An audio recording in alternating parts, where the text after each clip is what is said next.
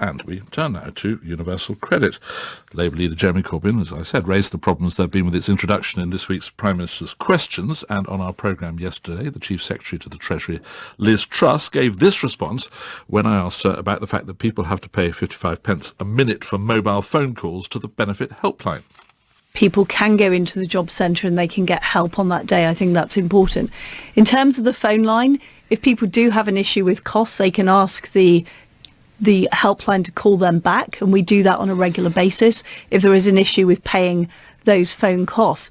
But this is moving people away from a system where we were leaving people on the scrap heap.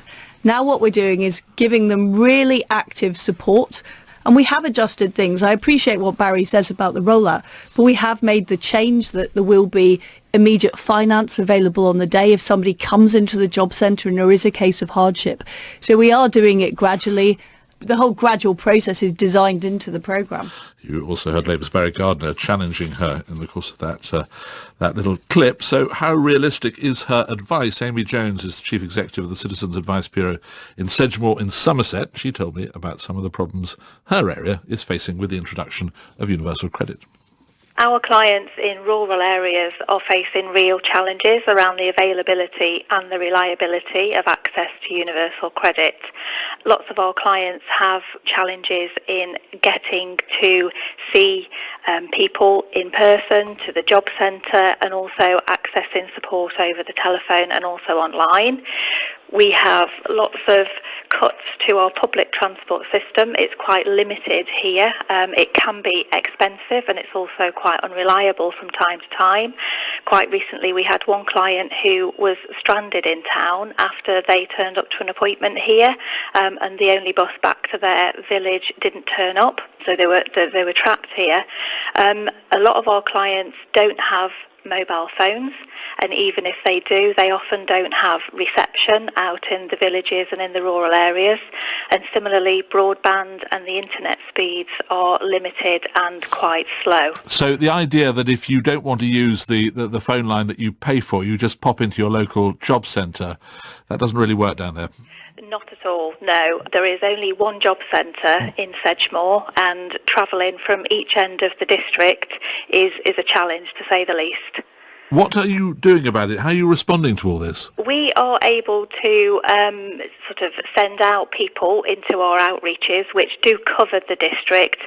However, that is a challenge for us to deliver that resource because of the demand.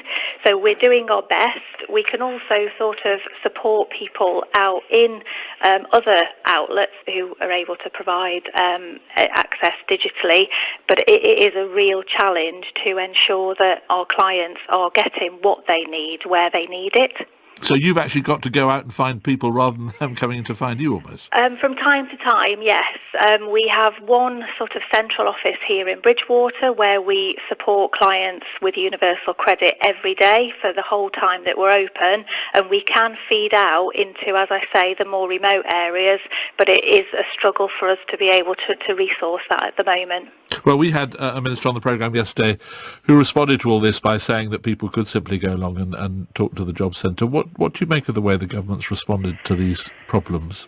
I think it's a challenge, and I think if the rollout goes ahead, it is absolutely crucial that the problems are addressed with the benefit and that they ensure that everybody and anybody who needs the financial and practical support while they're not only making the initial application for universal credit, but also the ongoing maintenance support of that claim, that our clients get that support that they need.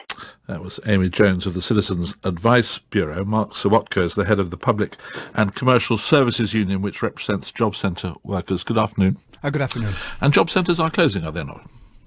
Oh, absolutely. As we speak, 1 in 10 of the country's job centres are closing. Some of those closed at incredibly short notice. In fact, as we speak, there's a job centre in Sheffield where our members have had 5 weeks of strikes trying to keep the office open. Yesterday they were told they're bringing forward the closure and it's now going to be closed in November. And this will result in real hardship for claimants who will find it harder to access a local job centre. Do you accept that there is a logic to saving money by closing job centres, partly because unemployment is so low at the moment, well, employment is so high, and partly because all sorts of new technologies are arriving, which makes it easier to access some of the services that they used to provide without actually going to them? No, we think that there's no case to close local job centres, and actually the debacle around universal credit is really proving the point, because the government's become obsessed that in this new era everybody can access services online, they can do things through telephone call centres, and what we're finding with universal credit is actually there are many people who can't do that, and even when they can, there are delays in the system. It's not a personalised system. There is nothing as reassuring as talking to somebody across a desk in the community in which you live, being able to help you out with your problems. And I thought Liz Truss yesterday, an incredibly ill-informed throwaway remark, actually said two things. One, the government doesn't really care about the poor and the vulnerable, and secondly, she clearly didn't know this brief, because she told people glibly, turn up at your job centre. Actually, if she looks at the DWP's published advice, you can't just turn up at a job centre, you have to ring to get an appointment. If you just turn up, you're usually not seen on the same day. Your travel costs will not be paid, and her staff, job centre staff, have been told over and over again in the last few years the objective is to get rid of footfall. In other words, we don't want people in the offices, send them away to use the phones. We now know it costs 55p a minute on a mobile phone, 9p on a landline. All of these calls should of course be free, because they are people in desperate need who do not have access to the money that Liz Truss of course just doesn't understand. But you would accept, would you not, that if it can be made convenient and efficient for people to ring up or to go online when they can do that, that's a sensible direction to go in, isn't it? Oh yeah, I'm not against people using the phone or online as a supplement to a service that people can still see and have individual advice across a desk in their community. In a modern society, ideally you'd want both.